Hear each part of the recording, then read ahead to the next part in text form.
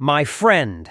In our chilling tale, the nightmare continues as police officer Kathy, fueled by an intense desire to apprehend the elusive predator known as Ted Bundy, listens to Carol's horrifying account of Bundy's attempt to abduct her. In a shocking twist, another missing person report arrives from Utah. DB Kent vanishes from Viewmont High School, her car abandoned in the parking lot. Back at the Utah police station, a key found at the school is placed on a table, catching Carol's eye. Remarkably, the key unlocks the handcuffs Bundy had used on her, leaving both Carol and the police officers dumbfounded.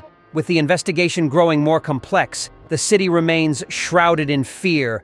At the airport in Seattle, Officer Kathy's eyes were fixed on the arrival and departure board, her excitement palpable. She was on the brink of a journey that might finally bring her face to face with the man who had haunted her nights for months. The exhaustion from countless sleepless nights weighed heavy on her, but determination burned in her eyes. Quickly grabbing a cup of coffee, she sat in the departure lounge, her gaze never leaving the flight information. She had waited for this moment for 6 long months, and now the time had come. Meanwhile, in Utah, police patrols blanketed the roads, checking every vehicle meticulously, determined not to lose another young woman to the clutches of a predator. The fear that had gripped the city was palpable, and the police were on high alert. On the same fateful night as Kathy waited for her flight, a patrol officer in Utah encountered a car without headlights. When he signaled the driver to stop, the car continued without complying. Concerned, the officer pursued the vehicle, urging the driver to turn on the headlights. Instead of heeding the warning, the driver accelerated, prompting the officer to give chase.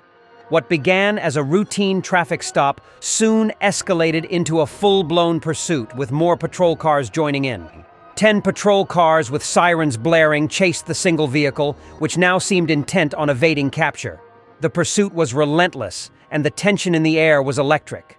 Finally, the patrol cars managed to corner the fleeing vehicle, and a young man emerged, raising his hands in surrender. He appeared charming, handsome, and disarmingly innocent. It was Ted Bundy, the man they had been searching for. The police swiftly took control, cuffing his hands with cold, unforgiving handcuffs. Bundy offered no resistance, and he was led away to the police station. There, he remained silent, sitting in a corner, a disturbing calm enveloping him. The night passed in silence, with Ted refusing to utter a single word to the police. It was only the next morning that he finally broke his silence, requesting legal representation. Within hours, an advocate arrived, ready to defend him. Ted Bundy was brought before a judge, where the charges of minor reckless driving were explained.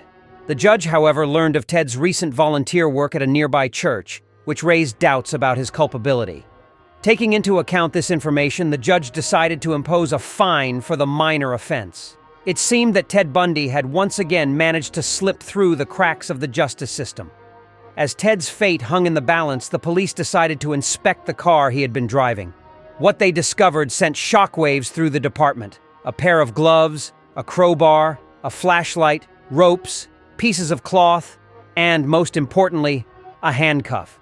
The evidence was mounting, and the police were on high alert. In the midst of the proceedings, one sharp-eyed officer remembered the complaint filed by Carol, the young woman who had escaped from Ted.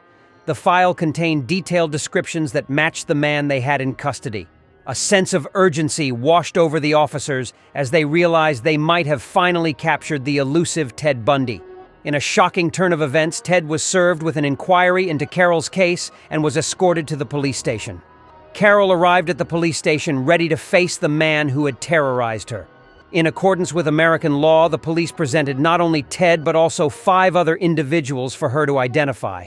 However, Ted had drastically altered his appearance, cutting his hair and changing his clothing to appear older. Yet, when Carol pointed at Ted, her conviction was unwavering.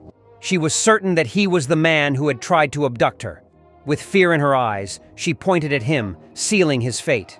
Ted Bundy was then taken to court for judgment. He was sentenced to 1 to 15 years in prison with orders to conduct an inquiry into his childhood. The police wasted no time in transferring him to the jail, pushing him into a cell and locking the heavy door behind him. But the story was far from over. Protests erupted across Utah claiming Ted's innocence. The press, upon discovering Ted's arrest, gathered outside the courthouse, eager for answers. Among the throngs of reporters stood a young woman, Officer Kathy, who had arrived to witness the developments firsthand. The questions swirling in the air were numerous. Had they finally captured the elusive killer, or was there more to this story than met the eye? What will transpire next in Ted Bundy's twisted tale? Will justice finally be served, or will the horrors continue? Stay tuned for the chilling continuation, where the web of terror unravels even further.